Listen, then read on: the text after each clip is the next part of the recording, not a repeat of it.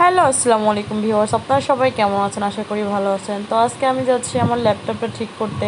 কাহিনি হচ্ছে কি, আমার ল্যাপটপটা আমি সোফার উপরে চার্জে দিয়ে অন্য রুমে চলে গিয়েছিলাম। এর মাঝখানে আমাদের ঘরে কিছু লোক আসে এবং একজন অজান্তেই আমার ল্যাপটপের কর্নারের উপরে বসে পড়ে, যার কারণে আমার ল্যাপটপের হিংস ভেঙে যায়।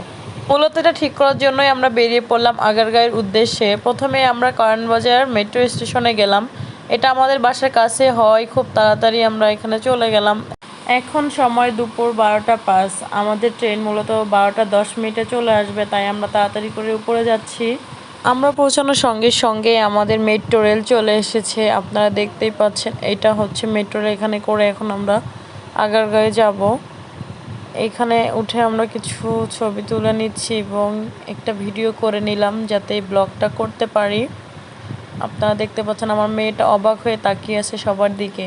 ও নতুন কিছু দেখলে এবং অনেক মানুষ দেখলে অবাক হয়ে তাকিয়ে থাকে। জানালা দিয়ে কিছু বাইরের দৃশ্য আমরা ক্যাপচার করে নিচ্ছি। দেখেন, আজকে অত বেশি লোক ছিল না, যদিও আমরা দুপুর টাইমে গিয়েছিলাম এই কারণে।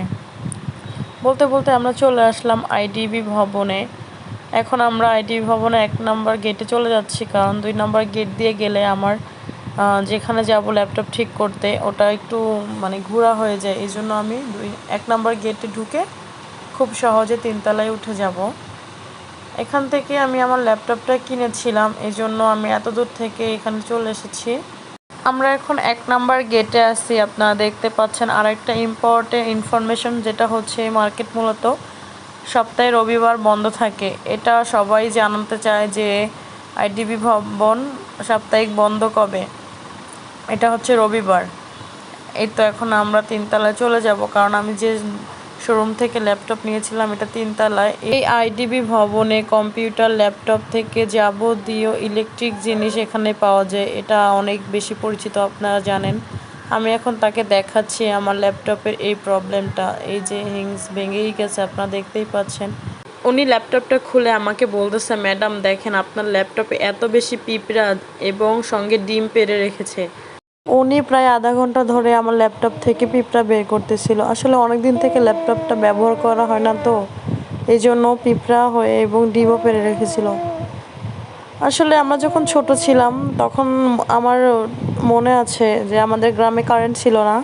পাশের অনেকের বাসায়, আমার বড় আব্বু ভাইয়াদের বাসায় বিটিভি ছিল। টিভি দেখার জন্য এতই পাগল ছিলাম যে তাদের বাসায় গিয়ে গিয়ে টাকা দিয়ে পর্যন্ত টিভি দেখেছিলাম। আমাদের এলাকায় যখন কারেন্ট চলে আসে তখন আমি আমার আব্বুকে বলার সঙ্গে সঙ্গে আমার জন্য একটা কালার টিভি কিনে দেয়, কারণ আমি টিভি দেখতে অনেক বেশি পছন্দ করতাম এই কারণে। অথচ এখন আমাদের ঘরে এত বড় টিভি, ল্যাপটপ, ট্যাব এবং ফোন, কিন্তু দেখার জন্য যে মন মানসিকতা সেটাই থাকে না।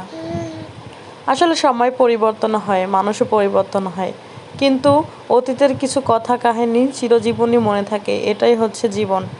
ল্যাপটপটা সার্ভিসিংয়ে দেওয়ার পর তারা বলতেছিল, ম্যাডাম 2.5 থেকে প্রায় 3 ঘন্টার মতো লাগবে আপনার এই ল্যাপটপটা ঠিক হতে। এখন আমি এই সময়টুকু তো আর সেখানে বসে থাকতে পারি না, কারণ বসে থাকতে গেলে অনেক বেশি বোরিং লাগবে। তার উপরে আমাদের অনেক খিদা লাগছে। এই জন্য আমরা প্রথমে নিচে গেলাম লাঞ্চ করতে। লাঞ্চ করার পর এসে আমরা মার্কেটটা ঘুরে ঘুরে দেখতেছিলাম। যে কোনো মার্কেটে যেতেই আমার ভালো লাগে, কারণ মার্কেটে যাওয়ার সবথেকে ইন্টারেস্টিং পার্ট হচ্ছে যখন বিক্রেতা ডেকে বলে, ম্যাডাম কি চাচ্ছেন, এদিকে আসেন, আমাদের প্রোডাক্টটা দেখেন, এটা অনেক ভালো হবে। তখন অনেক বেশি ভালো লাগে। এই ব্যাপারটা আসলে আমি অনেক এনজয় করি। এই তো আমরা এখন চলে এসেছি আগারগাঁও মেট্রো রেল স্টেশনে। এখান থেকে আমরা আবার 2টা টিকিট কেটে আমরা এখন কারণবাজারের উদ্দেশ্যে চলে যাচ্ছি।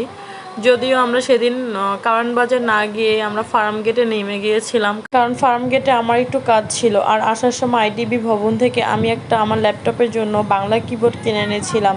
মূলত বাংলা টাইপিং স্পিডটা বাড়ানোর জন্যই আমি এই কিবোর্ডটা নিয়ে এসেছিলাম। সো আজকের ভিডিওটা এই পর্যন্ত। আল্লাহ হাফেজ।